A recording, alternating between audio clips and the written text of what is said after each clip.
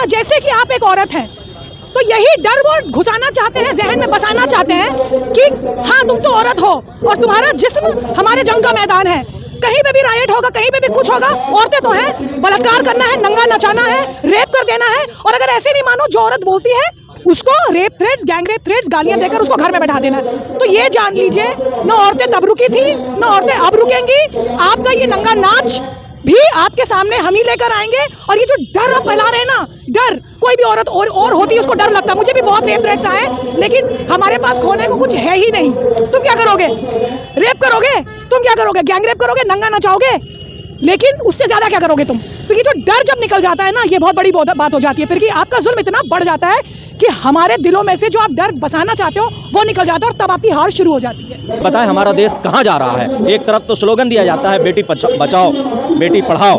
इसका क्या मतलब है? कि आप डरा रहे हैं कि अपने बेटियों को बचा करके रखो, क्योंकि हमने गुंडों को और बलात्कारियों को, अस्मत दरी करने वालों को छोड़ रखा है। मणिपुर हिंसा को लेकर कोलकाता के राजा बाजार में citizen forum for social justice की ओर से एक स्ट्रीट कॉर्नर मीटिंग की गई, जिसमें उमर ओवैस और मोहम्मद जावेद आलम ने यह कार्यक्रम आयोजित किया था। मणिपुर में जिस तरह से 2 लड़कियों को निर्वस्त्र घुमाया गया, उनके लिए इंसाफ की गुहार भी लगाई गई।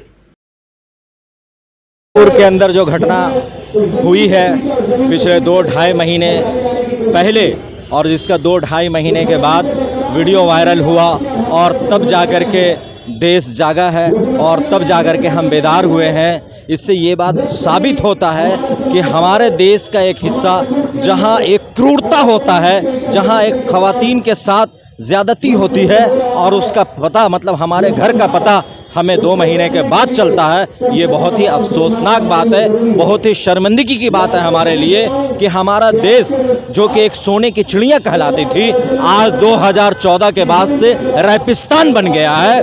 और मणिपुर के अंदर ही नहीं, बल्कि 2014 के बाद पूरे देश में इस तरह का घटना होना आम बात हो गया है। लेकिन मणिपुर के अंदर जो घटना घटा है, वो घटना इंसानियत नहीं, बल्कि वो हैवानियत, क्या शैतान भी शर्मिंदा हो जाएगा। वो माँ भी शर्मिंदा हो रही होगी जिसने ऐसे औलादों को पैदा किया होगा। जितना तकलीफ उस माँ को उस वक्त नहीं हुआ होगा जब वो बच्चे को पैदा कर रही होंगी, बच्चे की पैदाइश में जो दर्द होता है, उससे कहीं ज़्यादा दर्द उनको अभी हो रहा होगा कि वो नालायक औलाद ने, नालायक लोगों ने इस तरह की हरकत किया है। इससे मानसिकता पता चलता है कि हमारे देश के अंदर ये हो क्या रहा है कि हर रोज़ आप 2002 का दंगा देख लें गुजरात का, वहाँ भारतीय जनता पार्टी की सरकार थी, वहाँ एक खातून बिल्किस बानो के साथ दरिंदगी होती है, और वो दरिंदगी होने के बाद उसी दिन वो खातून तो एक तरह से मर जाती है, जिंदा लाश बन जाती है, और फिर 15 साल के बाद, 20 साल के बाद फिर उस कैदियों को आज़ाद कर दिया जाता है। दोबारा उसके साथ समझ लीजिए कि एक तरह से रेप होता है। ये हमारे देश का कानून व्यवस्था है, ये हमारे देश का सिस्टम है। इस सिस्टम को दुरुस्त करने की ज़रूरत है, और इस सिस्टम का जिम्मेदार भारत का सरकार है। नरेंद्र दामोदर दास मोदी और अमित शाह जैसे लोग इस भ्रष्टाचार का और भारत में होने वाले इस तरह के क्रूरता और अत्याचार का जिम्मेदार है। आपको नहीं लगता बंगाल में भी इस तरीके की नफरत फैल सकती है? बेशक, ये इनका मंशा पूरे भारत के अंदर, आप देख लें उत्तर प्रदेश के हालत को देख लें कि उत्तर प्रदेश में हाथरस का कैसा कांड हुआ। इस तरह से इनके निशाने पे तमाम वो इलाके हैं। इनको हुकूमत करना नहीं है, इनको भारत को, हिंदुस्तान को रेपिस्तान बनाना है, और तकरीबन बन चुका है। हर रोज़, ये मेरी रिपोर्ट नहीं है, ये गवर्नमेंट की रिपोर्ट है, नेशनल क्राइम रिकॉर्ड्स ब्यूरो की रिपोर्ट है कि हर रोज़ 86 लोगों का, 86 ख़वातीन बच्चियों का बलात्कार हिंदुस्तान में होता है। ये जो रजिस्टर्ड होते हैं केस, और जितने अनरजिस्टर्ड केस होते हैं उसका तो आप गिनती ही ना लें। तो आप बताएं हमारा देश कहाँ जा रहा है? एक तरफ तो स्लोगन दिया जाता है बेटी बचाओ बेटी पढ़ाओ। इसका क्या मतलब है? कि आप डरा रहे हैं कि अपने बेटियों को बचा करके रखो, क्योंकि हमने गुंडों को और बलात्कारियों को, अस्मत दरी करने वालों को छोड़ रखा है। इसीलिए देशवासियों से मेरा ये पैगाम है, ये अपील है तमाम भारतवासियों से, तमाम 140 करोड़ देशवासियों से, कि इसको उतारो, वरना देश बर्बाद हो जाएगा। देश के अंदर खाना जंगी फैल जाएगी, सिविल वार शुरू हो जाएगा, जैसा कि मणिपुर में हो रहा है। जो वायरल हुआ है वो 1 महीने पुराना है। डेमोक्रेसी का, जमहूरियत का चौथा स्तंभ मीडिया को कहा जाता है। 1 महीने बाद सोशल मीडिया पे वो वीडियो वायरल होता है। नेशनल मीडिया कहाँ थी, मेन स्ट्रीम मीडिया कहाँ थी? और जब वीडियो वायरल होता है तो दुख इस बात का नहीं होता है कि इंसिडेंट हुआ। वीडियो वायरल क्यों हुआ, ट्विटर को बोला जाता है कि वीडियो को, पोस्ट को हटाओ। तो ये तो हालत है हिंदुस्तान की। सबसे बड़ी, हिंदुस्तान दुनिया भर में सबसे बड़ी जो जमहूरियत है उसका हालत ये है, तो और क्या ही होगा बताइए आप।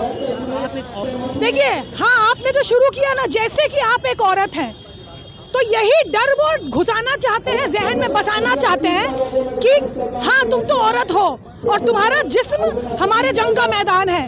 कहीं पे भी राइट होगा, कहीं पे भी कुछ होगा, औरतें तो हैं, बलात्कार करना है, नंगा नचाना है, रेप कर देना है। और अगर ऐसे नहीं मानो, जो औरत बोलती है उसको rape threats, gang rape threats, गालियां देकर उसको घर में बैठा देना है। तो ये जान लीजिए, न औरतें तब रुकी थी, न औरतें अब रुकेंगी।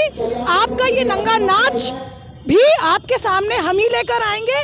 और ये जो डर आप फैला रहे हैं ना, डर, कोई भी औरत और होती उसको डर लगता। मुझे भी बहुत रेप थ्रेट्स आए, लेकिन हमारे पास खोने को कुछ है ही नहीं। तुम क्या करोगे? रेप करोगे? तुम क्या करोगे? गैंग रेप करोगे, नंगा नचाओगे, लेकिन उससे ज़्यादा क्या करोगे तुम? तो ये जो डर जब निकल जाता है ना, ये बहुत बड़ी बात हो जाती है फिर, कि आपका जुल्म इतना बढ़ जाता है कि हमारे दिलों में से जो आप डर बसाना चाहते हो वो निकल जाता है, और तब आपकी हार शुरू हो जाती है। टेलीग्राफ का फ्रंट पेज आपने देखा होगा कि साफ है वहाँ पे कि एक तो कहाँ थे 1.5 महीने तक, 70 दिन तक वो कहाँ थे? डबल इंजन की सरकार, जब इनकी सरकार सेंटर में भी, इनकी सरकार स्टेट में भी, और 1.5 महीने से 3 मई से आगजनी हो रही है, 3 मई से लोग मारे जा रहे हैं। और ये सिर्फ एथनिक क्लेंजिंग तो है, ये सिर्फ 2 नस्लों के बीच में नहीं है।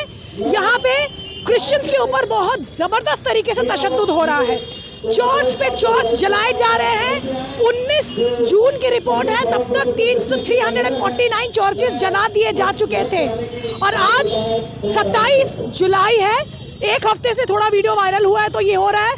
सरकार कहाँ थी? इसीलिए तुम जाके पार्लियामेंट में शपथ लेते हो, इसीलिए तुम वोट लेते हो। हमारा सवाल करना ज़रूरी है कि शपथ जब लेते हो, ओथ जब लेते हो, तो सिर्फ क्या मुंह से ले लेते हो या मुंह से भी नहीं लेते हो? और जब शपथ लेते हो तो कहाँ होते हो? सवाल तो हम करेंगे। और दूसरा सवाल यह है कि प्रधानमंत्री जी कहाँ हैं? सिर्फ 2 आंसू बहाने से नहीं होता है। उन औरतों से पूछिए, उन घर वालों से पूछिए, उन लोगों से पूछिए। 50,000 से ज़्यादा लोग आज बेघर हैं।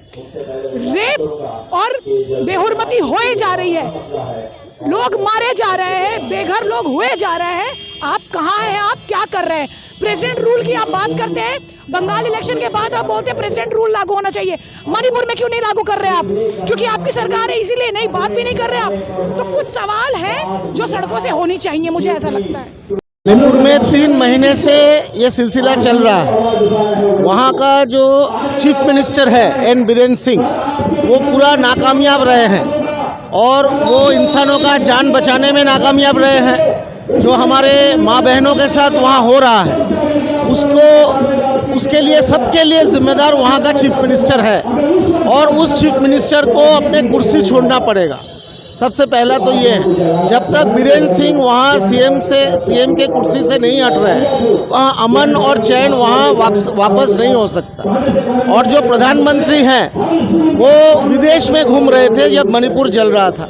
अभी पार्लियामेंट में पूरा अपोजिशन ये मांग कर रहा है कि पार्लियामेंट में आके वो अपना बात रखे, तो वो क्यों भाग रहे हैं पार्लियामेंट से? उनको बात रखना चाहिए, उनको बयान देना चाहिए। वो पार्लियामेंट के बाहर नहीं देके पार्लियामेंट के अंदर दे।